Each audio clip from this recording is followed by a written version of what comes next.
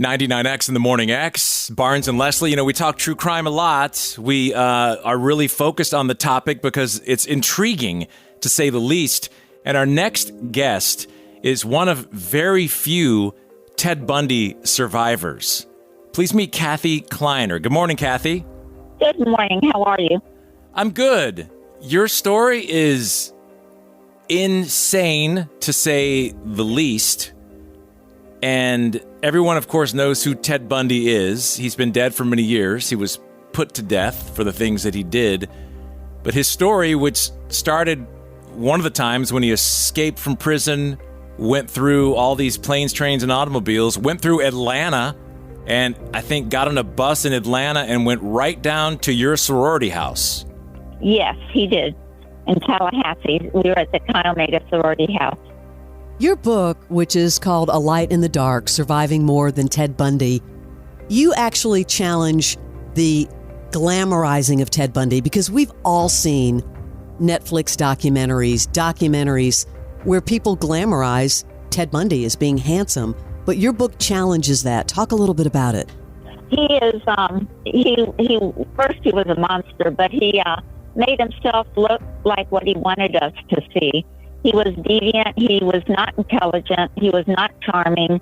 He was killing women in their bed as they slept. He didn't confront them. He was just everything that you wouldn't think a good-looking guy would actually do.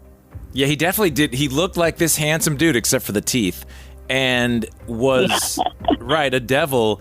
And I don't know how much, I'm assuming you're comfortable talking about any aspects of Yes. Okay.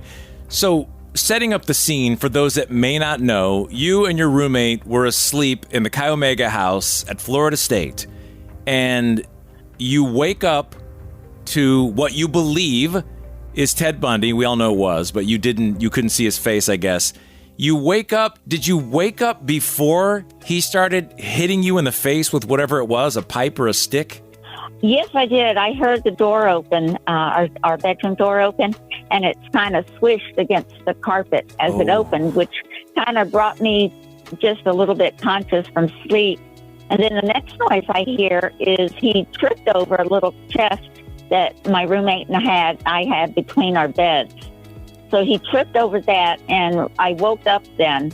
The next thing I saw was the silhouette of something dark and tall, and I saw him lift his arm up over his head, and he did have something in his hand.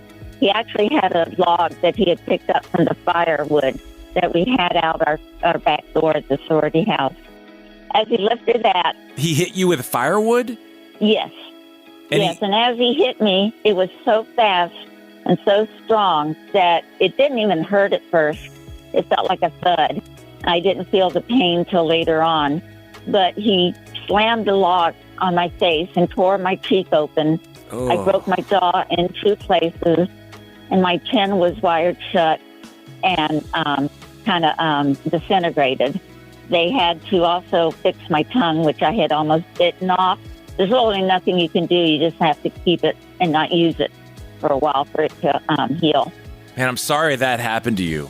At the time when this happened and he struck you, you said immediately you didn't really feel, you felt something, but it wasn't as severe. So you didn't really know the severity of this until you were taken to the hospital. I woke up, while I was being attacked, this light shone up in the room, and our bedroom faced the back of the house, and it looked toward the parking lot. And as this was happening around 3 a.m, a car came and dropped a sorority sister off from a date, and his light from his car shone up into our bedroom. Now I could see that a figure was moving around, kind of jerking around, and then he ran out the door, and the light went down, and it went off again. It was black. Meanwhile, I had turned myself into this littlest ball I could find and just kind of cringed my eyes and stayed real still, because I thought if he couldn't see me, he wouldn't attack me again. So that's when he ran out the door, when he saw the light shown up in the room. So he had already killed some of your sorority sisters down the hall, right? Yes.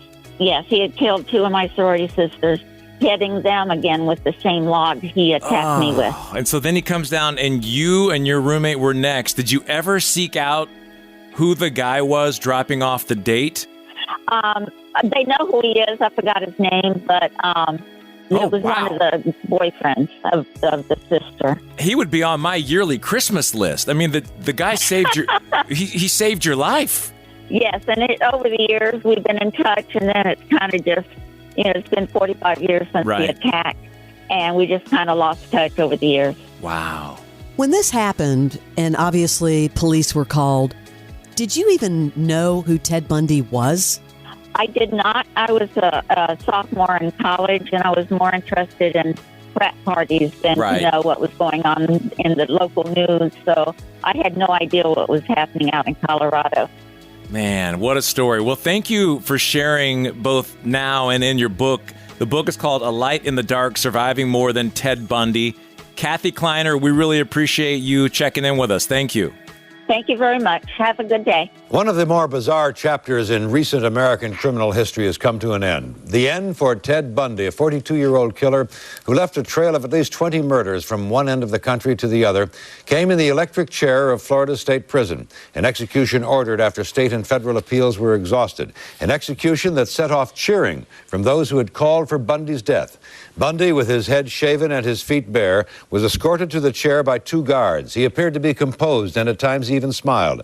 Just hours before, he told James Dobson, a radio show host, he felt great remorse and his crime should be a warning of the dangers of pornography. I deserve certainly the most extreme punishment society has, and I think society deserves to be protected from me and from others like me, that's for sure. Each time I'd harm someone, each time I'd kill someone, there'd be an enormous amount, especially at first, enormous amount of horror, guilt, remorse afterwards. The Morning X with Barnes and Leslie, 99X.